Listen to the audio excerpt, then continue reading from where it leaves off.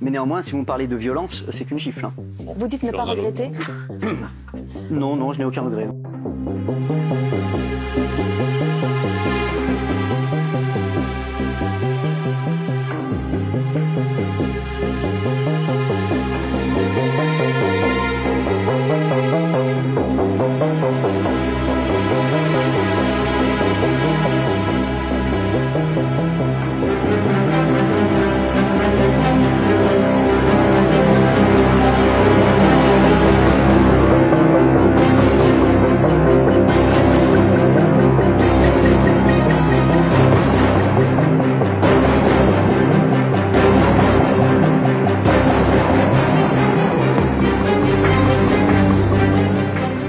Mettez la gifle à Emmanuel Macron, qu'est-ce qui se passe les minutes après?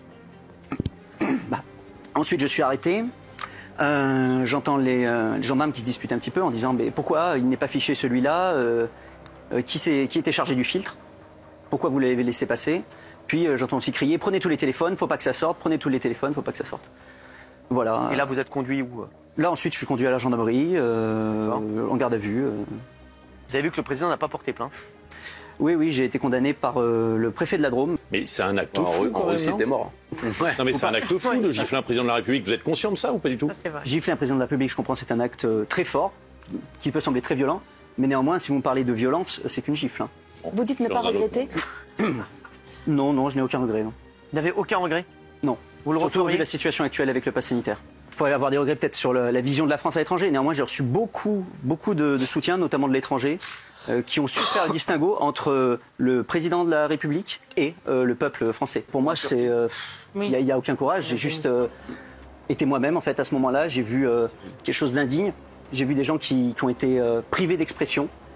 Et moi, j'ai trouvé ça inadmissible. C'est pas bien ce qu'il a fait. Déjà, il regrette pas. Et c'est les institutions que t'insultes. T'insultes la France. On s'est fait traiter d'abrutis dans le monde entier juste parce que t'as mis ta petite gifle de bouffon. Parce que pour moi, t'es un petit bouffon de cours d'école. Il y a quelque chose que je comprends pas. C'est tous ceux qui soutiennent ce geste. Laissez répondre Damien. Tous ceux qui soutiennent ce Mais geste. non, j'insulte pas tous ceux qui soutiennent ce geste parce que les gens qu'on dit tu nous as fait plaisir, soi-disant comme t'appelles les gilets jaunes parce que ça fait plaisir les appeler les gilets jaunes. La dernière fois que t'en as croisé un, c'est quand que t'as croisé un gilet jaune? À la manifestation quand je suis sorti de prison.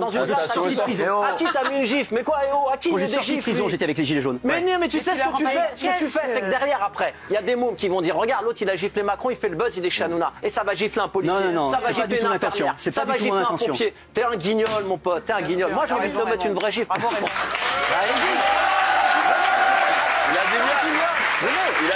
dit bien. Les paroles c'est bien, vous voyez, c'est comme dans la politique. Les paroles c'est bien, mais les actes, mais tu vas en faire de la politique, t'es parti pour. Non, je veux pas faire de la politique, moi. Non, j'ai pas envie d'être un symbole. J'ai pas envie d'être ça. Damien, qu'est-ce que vous lui répondez? J'ai juste été moi-même. Damien, qu'est-ce que vous lui répondez à ça? Je comprends pas cette indignation. Pour moi, la vraie violence, elle est là. Regardez, est-ce qu'on peut parler ici? Moi, je pense qu'aujourd'hui, on vit dans une république qui a été conçue pour faire appel au référendum. Et aujourd'hui, on ne fait plus appel au référendum. Et donc on gifle. Hein? Donc on met des gifles. Quels sont les moyens d'expression quand on exfile tous les manifestants? Aujourd'hui, ça fait plus de 2 ans que tous les week-ends, il y a une manifestation en France. Quelles sont les conséquences sur la politique? Aucune.